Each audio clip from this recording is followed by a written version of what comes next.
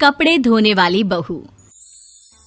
शादी के पहले से ही विभा को कपड़े धोने का बड़ा शौक था।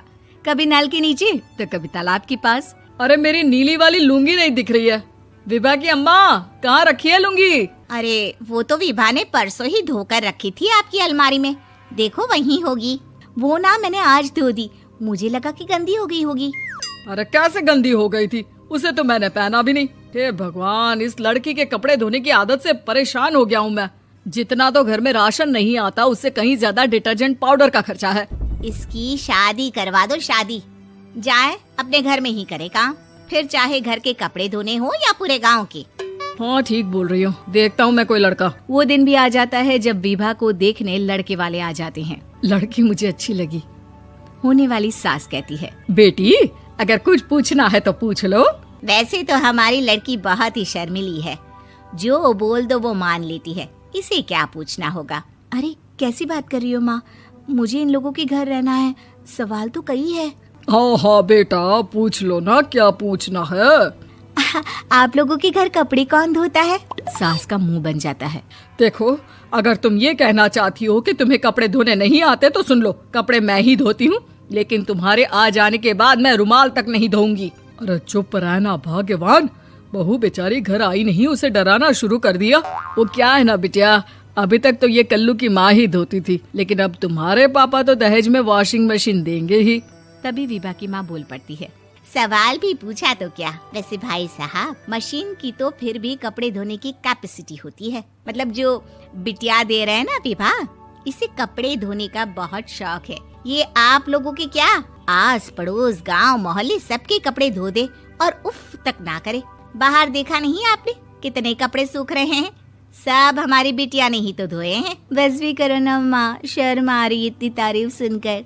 और तो और एक दाग निकाल कर दिखाओ तो मान जाऊं। हाँ अच्छा, माफ करना बेटा, मैंने गलत समझा।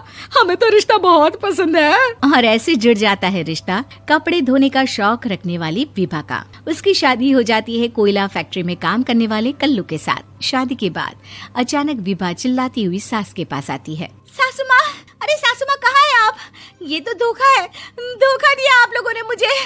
इसे ससुर के चक्कर के बारे में पता चल गया। अरे तो उसमें तुझे क्यों धोखा मिला है? अरे नल में पानी नहीं आता, कपड़े कैसे कब धुलेंगे? अच्छा, तू पानी नहीं आ रहा उसकी बात कर रही है। तो आपने क्या सोचा? कुछ नहीं। अच्छा, तेरी माँ ने कहा था कि कपड़े धोने का शौक है तुझे, याद आया मुझे।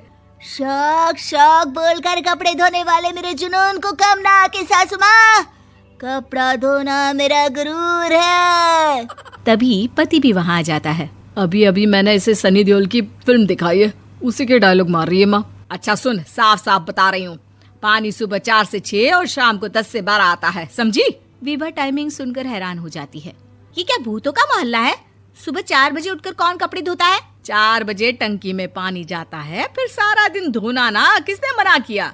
अरे कैसी बात कर रही हैं? 200 लीटर की टंकी में कितने कपड़े धो लूंगी मैं? सुबह ही उठ जाऊंगी मैं। अब क्या था, विभा सुबह 4 से लेकर रात के 12 बजे तक कपड़े ही धोती रहती। एक रोज सास पड़ोस से निकलकर कहीं जा रही होती है कि साथ वाली कहती है, हाँ कल्लू की माँ, जरा ये बताओ कि 2 साड़ी है, 2 ब्लाउज और एक पेटीकोट और एक नाड़े वाला लंबा कच्छा। हाँ तो? अरे तो क्या, कितना लोगी धुलाई ये बताओ। धोबन दिख रहे हैं हम क्या? हमारे पति सरकारी नौकरी से अभी रिटायर हुए हैं और बेटा सुपरवाइजर है कोयला फैक्ट्री में। धोबन समझ रखा है हमें। हाय रे कल्लू की अम्मा, माफ कर दो, वो तो मोहल्ले में यही सब बता रहे थे कि तुमने बहू को कपड़ा धुलवाने के काम में लगा दिया है। सास को पड़ोसन की बात सुनकर गुस्सा आ जाता है। वो घर पहुंचती है जहां घर के बाहर ही इतने सारे कपड़े सूख रहे होते हैं जितने कि किसी धोबन के घर पर। अरे ओ कल्लू की दुल्हन, बाहर निकल। माँ जी यहीं आ जाओ, बाथरूम में चादर धो रहे हैं हम। अरे अभी हम धोते हैं, तुमको बाहर निकलो। ये आस पड़ोस वाले बोल रहे हैं कि हम बहू से कपड़े धुलवा कर उसे कपड़ा धोने वाली बना दिए हैं। अरे छोड़ो ना माँ जी, किन लोगों की बातों में आती हो? आस पास के लोगों का तो काम ही होता है कि वो किसी तरह सास बहू को लड़ा दे। बहू सारे घर के कपड़े धोती है, ये क्या कम है? बोलिए। सास को भी लग जाता है कि वो बहू का ये सनकीपन नहीं छुड़वा सकती, इससे अच्छा है कि खुद ही चुप हो जाए।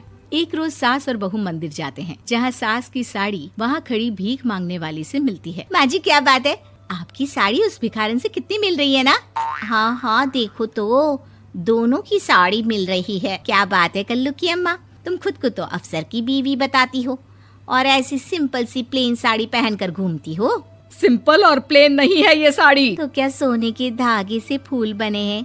कुछ भी सासू माँ, कुछ भी। हाँ बने थे इस साड़ी में सोने के धागे से फूल। मेरे पति लेकर आए थे मद्रास से स्पेशली मेरे लिए 10,000 की। ताहे भाई साहब इस भिखारन के लिए भी सेम टू सेम साड़ी लेकर आए होंगे 10,000 की। सास उस वक्त तो कुछ नहीं कहती, लेकिन बहू के साथ घर आती है और अलमारी से एल्बम निकाल कर लाती है। ये साड़ी देख रही है, ये वही साड़ी है जिसे मैंने अभी पहना था। इस साड़ी में ये जो चमकदार फूल दिख रहे हैं ना, ये सोने के धागों से काढ़े गए हैं। लेकिन तू लोकल वॉशिंग मशीन ब्रश से घिस घिस कर सारे फूलों को निकाल कर साड़ी प्लेन कर दी। मुझे माफ कर दीजिए सासू माँ। और तो और, जब मैंने तुझे तेरी गलती के लिए कुछ नहीं कहा, लेकिन तूने तो सबके सामने मेरा मजाक ही बना दिया। क्यों? बहू को समझ में आ जाता है कि अब से उसका कपड़े धोना बंद।